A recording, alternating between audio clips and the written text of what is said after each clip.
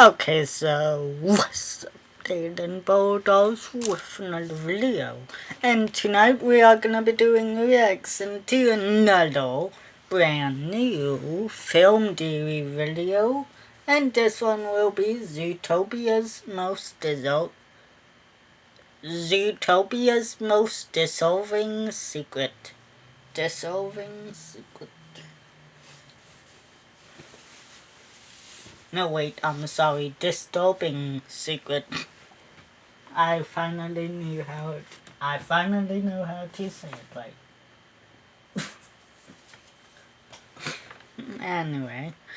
Yeah, tonight we are gonna be doing a reaction to this brand new film theory video. And this one will be Zootopia's most disturbing secret. One more time. Film theory, Zootopia's most disturbing secret. Anyway, if you like the reaction, make sure to like, comment, subscribe, tell us what you want us to react to next.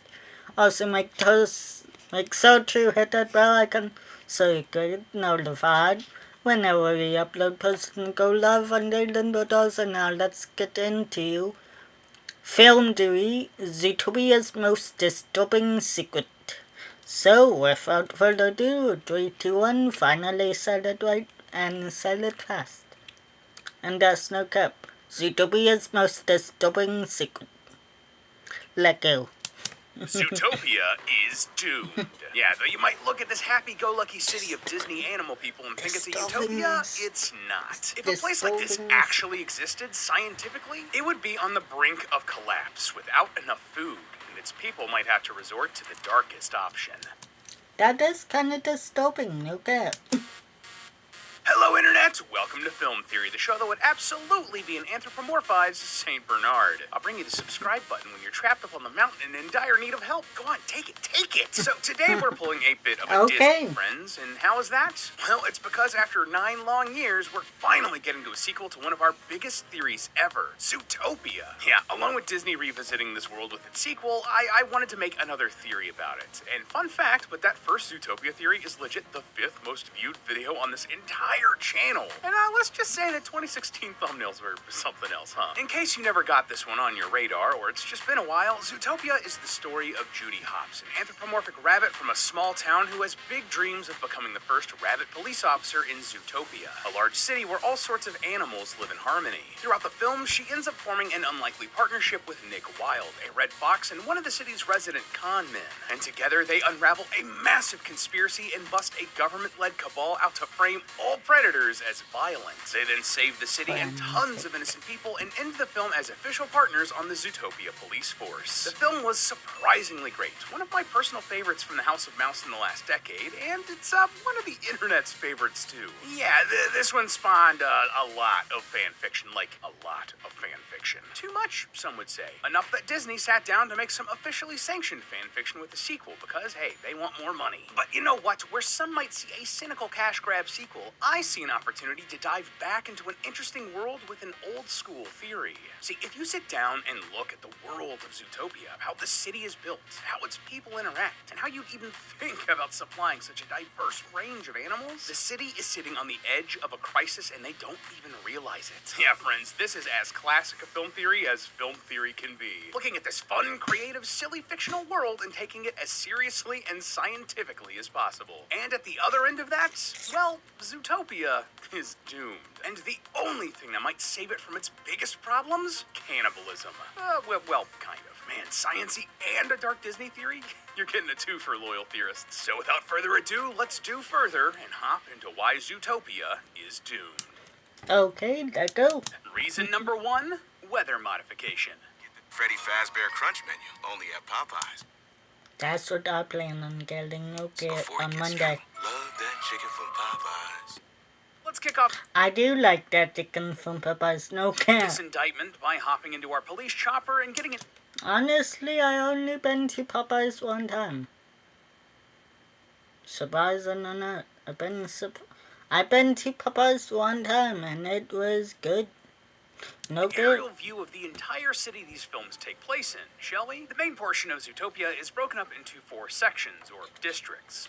To the west, you have the hot and humid rainforest district. To the east, you have the arid Sahara Square and Arctic Tundra Town. And finally, in the middle, you have Savannah Central, the actual city part of the city, where most of the first movie's plot takes place. Now, at first, having all of these diverse Savannah, habitats all packed into one area makes perfect sense from a world-building perspective.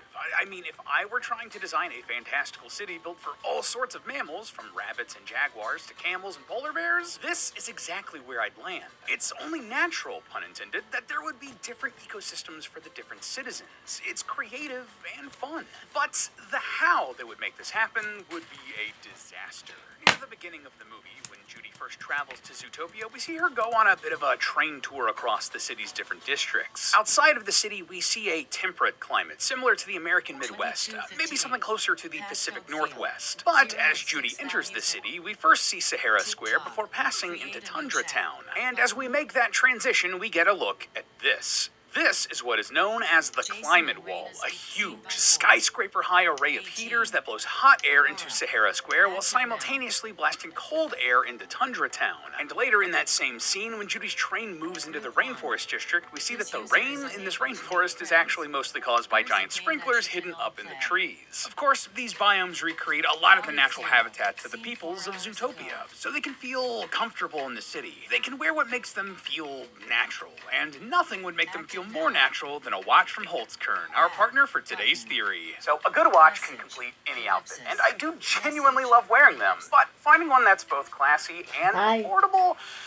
it's gonna be a little bit difficult. But thankfully, that's where Holtzkern comes in clutch. Holtzkern makes watches and jewelry for both men and women, and I mean, just look at this. It's gorgeous. I got their limited edition Celtic Warden walnut watch, and this might be the prettiest watch I've ever owned. Holtzkern is actually German for wood core, and that makes sense with their watches. Each and every one is either made out of or incorporates wood, so each and every one is unique. All of the watches also incorporate natural materials like pearls, stone, gems, and even leaves, each to make a beautiful piece that'll make you stop and say, ooh, that's pretty. But they don't just make watches. They also make jewelry like rings, necklaces, bracelets, and earrings, all with the same care, Yeah, I mean, okay. Nice. attention, and quality as the watches. I'm not usually a jewelry guy, but stuff like their bodyguard necklace might make me change my mind. Their watches and jewelry are also made in small quantities. That means that each drop is unique, and they are responsibly and ethically produced. And they offer free worldwide shipping, with your stuff typically showing up in just 5 to 9 business days. Okay. And for people like me in the US, they've already taken care of custom fees and tariff costs, so you won't get a surprise bill. And for Holtzkern, Black Friday lasts all week. From November 17th to December 1st, Hey, you never know. But you definitely shouldn't. But you never know, that's fucked up. But hopefully not. they're having their biggest sale ever, and you can get up to 30% off by clicking our link in the description. This deal won't last forever, so this is the perfect opportunity to get a gift It would be nice if it lasts forever. No gift. Isn't it supposed to anyway? for yourself, or that's someone special in your life for the holidays. Thanks again to Holtzkern for sponsoring this theory, but let's hop back into Zootopia. Now, all of those little details are, like I said, creative and fun, but they also tell us something important. None of these districts are natural. None of them are supposed to be here. They're all man-made, or mammal-made, I guess. By showing us the how of these landscapes, we're being told that the land of Zootopia isn't a magical world where deserts and rainforests and the Arctic all converge. No, instead, it looks like Zootopia, and the people who made it have gone out of their way to artificially carve out all of these little ecosystems to create the perfect environments for their inhabitants and their needs. On the one hand, you gotta give the engineers who made this happen some props. That takes some serious technological innovation to pull off, something that we are nowhere near able to do to this degree, pun intended, in our own real world. But as you can imagine, messing with the natural climate of an ecosystem this much isn't gonna come without some drawbacks, like some major drawbacks. And all of that meddling with nature would only make life for all Zootopians much, much worse. Let's start off with the climate wall, shall we? Honestly, inspired idea, but just think for a second about how something like this would actually function. I tried to dig up any information about the actual mechanics of the climate wall, but all I could find was this infographic explaining that it has heaters on one side and snow blowers on the other. It's very helpful. So what we're going to do here is assume that this thing works a little bit like a refrigerator. Now, this is very simplified, but your fridge doesn't actually just make things cold. It actually sucks the heat out of the stuff inside and then dissipates that heat out of the back. So it's cold on one side and warm on the other. It kind of sounds like the climate wall, right? Well, first things first here, that would not be great because it would use a huge amount of energy, like a massive amount. Just one refrigerator can account for anywhere between 7 to 20% of a household's entire electricity consumption. They take a lot of power to run, and that's just one human-sized one.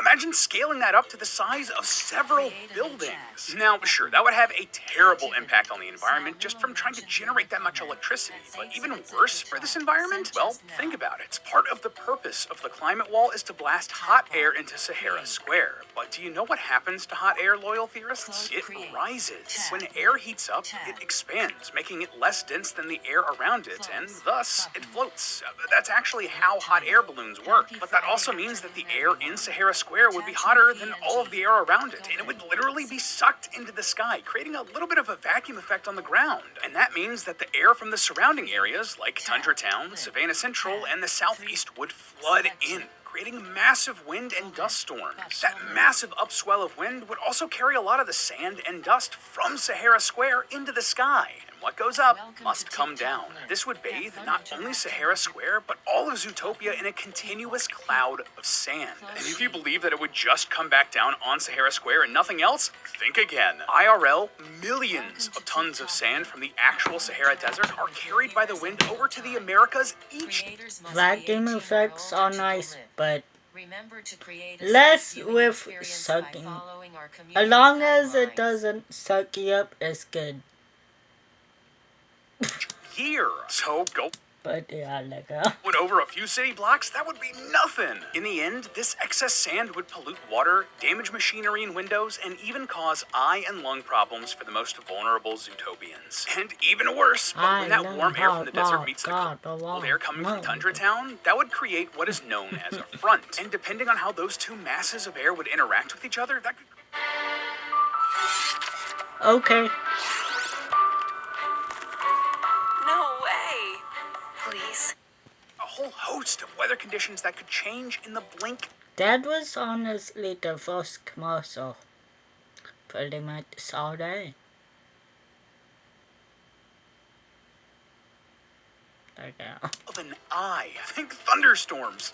that I had no cat. And even saw. But okay. Hailstorms and even tornadoes. You know, maybe trying to squeeze deserts and the Arctic next to each other was kind of a bad idea. And all of that is without mentioning the Rainforest District's sprinklers and their flood of problems. Literally. Well, besides from the Popeyes Festival, the new Festival's meal that they have. But yeah, See, you can't just take a normal forest, add a bunch of rain, and call it a rainforest. Those are completely different types of woodland. Plants that live in tropical rainforests have evolved for millions of years to survive the high temperatures and constant rainfall. As just one example, many plants in rainforests, like the Amazon, have evolved to have waxy leaves and pointed tips that allow water to wick off, preventing them from being weighed down by the excess water. And so, if Zootopia did just take an ordinary forest and started making it rain, well, anyone who's overwatered a houseplant can tell you what will happen. Now, sure, if you're Zootopia, you could just tear down whatever forest used to be there and replace it with plants from another rainforest. But you know what you can't replace? The soil. See, rainforest soil is just built different. Typically, the soil in rainforests tends to be more acidic, and it lacks a bunch of nutrients compared with ordinary soil. But it's also very porous, meaning that it allows more water to just flow through it. So if Zootopia's plan is to just sprinkle water over a forest and call it a day. Even if they replaced every tree, blade of grass, and shrub, they'd still have to wrestle with the comparatively less porous soil and having the need for the water to go somewhere. And that would mean excess runoff into the nearby river and, of course, massive flooding into the densely populated Savannah Central. Unpredicted weather events? Check. Constantly coating your city with sand? Check. Accidentally flooding your lowlands in order to create an artificial rainforest? Check. Turns out trying to speed run changing the climate wouldn't be a smart idea. But of course, no place is more symbolic of Zootopia's effect on the environment than its central location, Savannah Central. Rapid expansion. Ironically, one of the biggest challenges that the city of Zootopia has to face is its own success. I mean, just look at Savannah Central from an aerial view. This place is huge. As the creators of Zootopia have come out and said, they took inspiration for the design of Zootopia from many different metropolitan cities, namely Shanghai, Hong Kong, and Brasilia, as well as the usual suspects you might expect like LA, London, New York, and Paris. The creators have also said that they wanted Zootopia not to feel like an American city, but a world city, a real melting pot where species of all kinds can live together peacefully. But of course, as you'd expect, trying to build a city that can house a variety of different mammals comes with its own challenges. For example, size. Zootopia needs to be accommodating for mammals of all sizes, from the tiniest mouse to the largest elephant. One obvious way this happens is through public transportation. As we see in the beginning of the movie, before Judy hops aboard the train to Zootopia, we see multiple doors open allowing various sized animals to disembark. Now, of course, that's a simple enough fix, and a necessary one for Zootopia to truly be inclusive. But it's not just public transportation where the size differences between animals can become a problem. Take Judy and Nick's cop car. The cars in this universe need to allow for both bigger wildebeests and rhinos, but also foxes and rabbits to operate them safely. So is that like a feature I can upgrade in this car? Or do they sell like separate cars for small, medium, and large creatures? And this would not just be true for cars, but for housing as well. Heck, there's an entire neighborhood in Zootopia, Little Rodentia, that is miniaturized so the rodent citizens can avoid getting stepped on. Everything that has to be created in Zootopia needs to be made with these different sizes in mind, which would complicate supply chains and just be a big headache for any product designers or city planners. And there would be a real problem with the population. See, we've talked about this before, but animals of vastly different sizes can take wildly different times to make offspring. Sure, it might take a rhino 15 or 16 months to have a child, but rats reach maturity at just 9 weeks old. Female rats can give birth to around 5 to 12 pups per litter, and they can have over 6 litters per year. That means that one pair of rat parents can, if the conditions are right, produce over 1,250 different offspring per year. Obviously, things might be different in the world of Zootopia, and any rodent characters might not want to have that many kids that fast, but this is something that the people running Zootopia would have to keep in mind. And there's evidence in this world that the populations would grow rapidly, all thanks to other mammals that famously breed quickly. Some would say, like rabbits. Let's take Judy's family and her hometown as an example. They don't technically live in Zootopia proper, but instead around 200 miles away in Bunnyboro. And the thing about this little rural town is that it's packed. We know from the movie that Judy has around 275 brothers and sisters, but during the first movie, as Judy leaves, we see this sign that keeps an updated tally of the entire population of Bunnyboro, and it says that there are 81 million? 81 million people? In comparison, the most populated Okay. city in the world in 2018 was Tokyo, Japan, with 37 million people. And this is a rural town with 81 million. Obviously, the size difference of rabbits and humans would contribute to that, but oh my gosh! If that is how many people live out here in the sticks, what the heck is the population of Zootopia as a whole? Like, a billion? And while that might sound ridiculous, that does track with how fast rabbits can reproduce in the real world. According to one Well, yeah, that's true. calculation made by a professor out of the University of Miami, one single pair of breeding rabbits can create a colony of as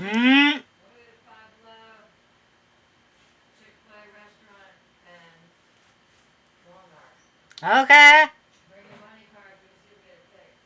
Okay. many as 184 million descendants in just 7 years. So that 81 million is the more reasonable number compared to the real world. Factoring in the other rabbits and rats and all the other rodents that reproduce quickly, let alone all the other animals, Zootopia is going to become very cramped very soon if it isn't already. And judging by how densely packed the city already seems, where else can they build into?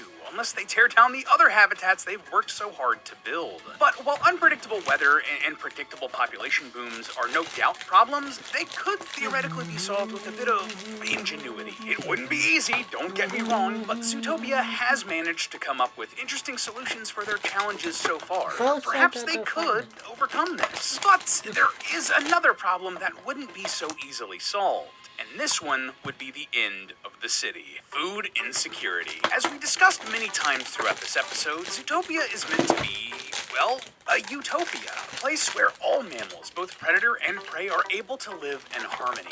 And all of this is only possible because, in Zootopia, predators don't hunt and eat prey anymore. Well, unless they're affected by the night howlers, but that was a whole thing, don't worry about it. Yet, this did get me wondering, if they don't eat meat, what do the predators eat? Like, sure, I get that some animals, like foxes, are omnivores, so they could easily switch between eating bunnies to eating berries. But what about the carnivores? The world of Zootopia is filled with lions and cheetahs and the like that have to eat meat to survive. They don't have a choice, it's how their bodies are built. But thankfully, once again, the creators of Zootopia were able to shed some light on how the carnivores get their fill. They've confirmed that the predators, along with eating plants and the occasional donut, do dine on fish and insects to get their fill of protein. I guess the bugs and fish aren't sentient enough to avoid getting eaten. I mean, yeah. Looks like it. And sounds like it. If so, that might be awkward. Anyway, at first, that seems like a pretty reasonable Okay. explanation for how the predators are able to get the meat that they need. But if you start to overthink this, to take this concept just one step further, the entire world falls apart. To understand why, let's imagine back to what this world was like before predators and prey lived in peace, shall we? The predators ate the prey, and the prey ate the plants, berries, and such. Circle of life, Elton John, all that jazz. Now, imagine what happens when the predators decide that they're not going to eat the prey anymore, and instead they're going to feast on the exact same food as the prey. And here's where the problems begin. Where, in the real world, someone like Officer Clawhauser would have eaten Judy, and Judy would have eaten the plants and donuts, now everyone is fighting over the small supply of donuts, plants, insects, and fish. That means that Zootopia is going to be going through their finite supply of food at a faster rate than before. In fact, we even see from the final trailer for Zootopia 2 that Zootopians have turned extracting fish into an automated process, presumably to keep the predators' appetites in check. But since everyone is Okay. now eating from that same pool of resources, suddenly food supplies are going to dwindle over time. Combine that with the fact that Zootopia's population is only set to explode from here, like we laid out earlier. More and more animals fighting over a smaller and smaller food supply. Yeah. It's essentially like the predators were just wiped out of the food chain, which sounds like it would be good for everyone in the environment, but in an ironic twist of fate, removing predators from the food chain like what happens in Zootopia would actually make an environment less healthy. In fact, and this is true, it can literally affect the flow of rivers. Really? In Yellowstone National Park, there used to be a lot of wolves in the landscape prior to the 1920s, but when humans moved in, the wolves were considered a nuisance, and they were hunted down and removed from the park. That essentially removed the top predator from the environment, which kicked off a domino effect that, in an ironic twist of fate, made Yellowstone less hospitable to life. You see, the wolves played an important part in that ecosystem. They ate the elk, which in turn ate the grass. So with wolves, the elk's main predator, out of the way, the elk population exploded, which in turn led to the grass in the area being depleted. This led to more erosion into nearby rivers, making it dirty and less suitable for fish. Basically, the environment was destroyed by taking out the top-level predator. Now, compare that scenario Yeah. to what happened in Zootopia. Not only have the top predators been removed from the environment, just like the wolves, but in turn, those same predators are now fighting for the same foods as the prey. That'd be like, instead of getting rid of the wolves, if the wolves also started eating the grass. It only serves to make a precarious situation much, much worse. And the absolute cherry on top of this disaster sundae, Judy and Nick. Yes, our protagonists from the franchise, through their actions in the first movie, might have accidentally made this food insecure security issue even more dire. Remember how Judy and Nick helped break up that drug ring? Well, the drug was called Night Howler. It turned predators aggressive, but it also had a secret second use as a pesticide. That's right, in the first movie, we learned that Judy's parents, who are produce farmers, also used the Night Howlers as a way to keep bugs off their crops. And so, after Judy exposed the city's government and revealed the dangerous effects of the Night Howlers, I wouldn't be shocked if Night Howlers became straight up illegal after the events of that first film. That would mean that the Hobbs family farm would have one less insecticide to keep their crops safe. And that means that if they don't find an alternative, there will be a decrease in the supply of produce they're able to, well, produce, leading to even less food being available and making things more precarious. And so, what's their solution? How do they fix this existential threat? What could they possibly do to save Zootopia from its doom? Well, if you look back at our example of the Yellowstone wolves, there is one option. But most of the people of Zootopia aren't going to like it. See, in the 90s, scientists reintroduced wolves back to Yellowstone, and they went ham. Naturally, with their predator back in the food chain, the elk population went down, which sucked for the elk, sure, but it led to the grass in the area flourishing once again. And all in all, it made the entire environment more sustainable.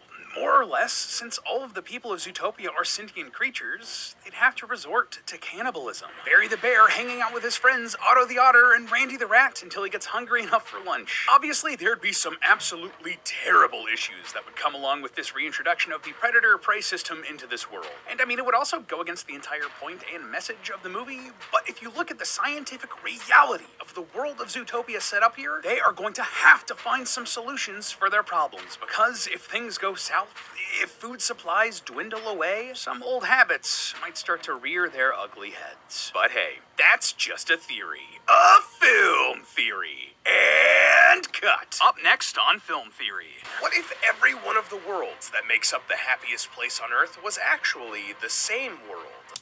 Zootopia I'm an ape, I was about to let you know. is doomed. Yeah, though you might look at this happy-go-lucky city of Disney animal people and think it's a utopia, it's not. If a place like this actually existed scientifically, it would be on the brink of collapse without enough food, and its people might have to resort to the darkest option. That's kind of true. Hello, Internet! Welcome to Film Theory, the show that would absolutely be an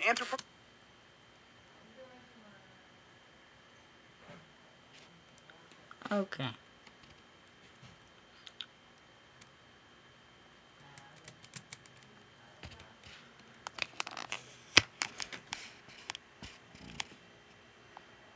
Get the Freddy Fazbear Crunch menu, only at Popeyes, before he gets you. Love that chicken from Popeyes. Does The Prince of Egypt take place in the same world as Shrek? Do the Croods movies somehow set up the wild robot? Is it even Hang on.